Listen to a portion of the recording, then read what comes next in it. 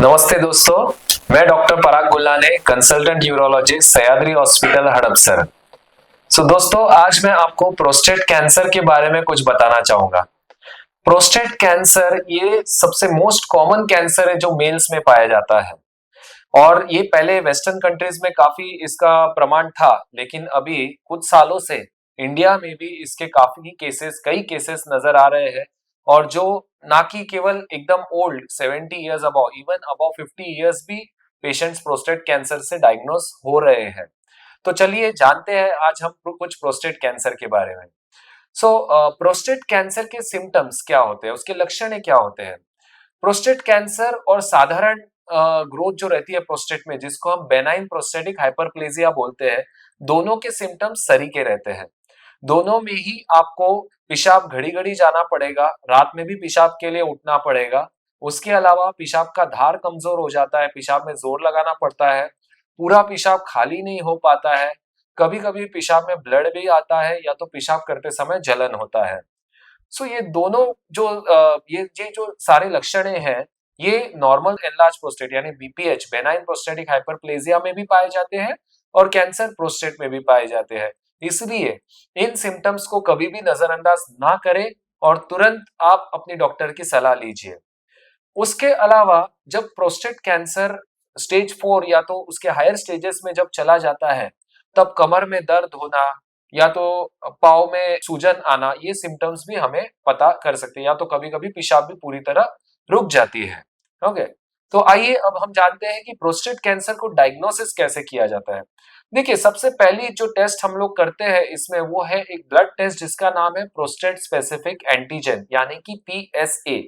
ये एक द्रव्य है जो केवल प्रोस्टेट से तैयार होता है, इसीलिए इसका ब्लड में रेज लेवल्स यानी अति मात्रा में इसका ब्लड में होना, ये हमें एक संकेत देता है, हमें बताता है कि शायद प्रोस्टेट कैंसर पेशेंट को हो सकता है। नॉर्मली पीएसए लेवल जो है वो ब्लड में लेस देन 4 रहते हैं, 4 से कम रहती है। लेकिन अगर ये 4 से ज्यादा है तो जरूरी नहीं प्रोस्टेट कैंसर ही है, वो इन्फेक्शन में भी ज्यादा हो सकता है। लेकिन अगर 4 से ज्यादा है तो प्रोस्टेट कैंसर नहीं है, ये हमें गारंटी से पता करने के लिए आगे के टेस्ट करने होते हैं। ब्लड टेस्ट के अलावा एक यूरिन रूटीन किया जाता है ताकि यूरिन में कोई इन्फेक्शन है या नहीं वो जांच करने के लिए।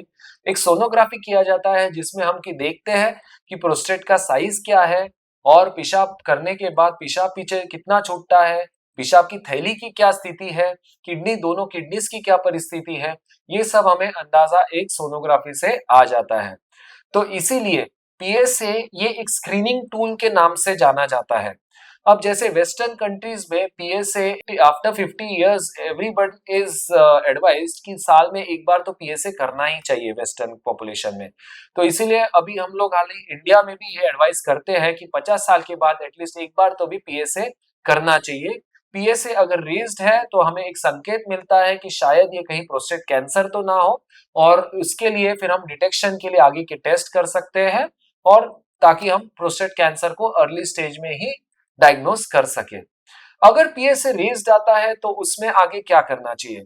देखिए, एक रहता है ग्रे जोन, यानी पीएसए अगर 4 से 10 के बीच में है तो हम पहले प्रिफर करते हैं एक एमआरआई करने का। ये कोई साधारण एमआरआई नहीं है, इसको मल्टी पैरामीट्रिक एमआरआई बोलते हैं, जो कि एक विशेष पद्धति से किया जाता है। अगर ये मल्टी पैरामीट्रिक एमआरआई में भी कैंसर के लक्षण दिखते हैं तो फिर हम बायोप्सी की ओर मुड़ करते हैं।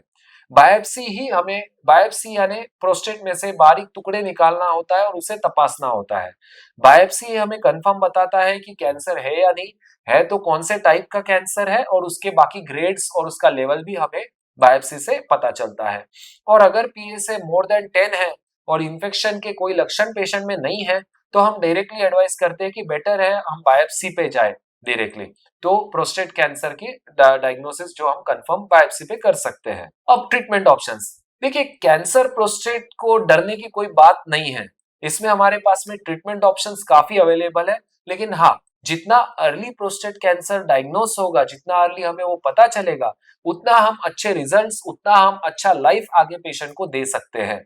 ट्रीटमेंट ऑप्शंस जैसे कि मैंने कहा काफी है, उसमें सर्जिकल ऑप्शन है, बाद में हार्मोनल थेरेपीज आता है, रेडिएशन थेरेपीज आता है, इवन टैबलेट्स आते हैं, जिसको हम स्टेज वाइज पेशेंट को एडवाइस करते हैं, और अगर कभी एक ट्रीटमेंट नहीं भी होता है तो सेकंड लाइन ऑफ ट्रीटमेंट हमें कई बार पेशेंट को फायदा करा देती है।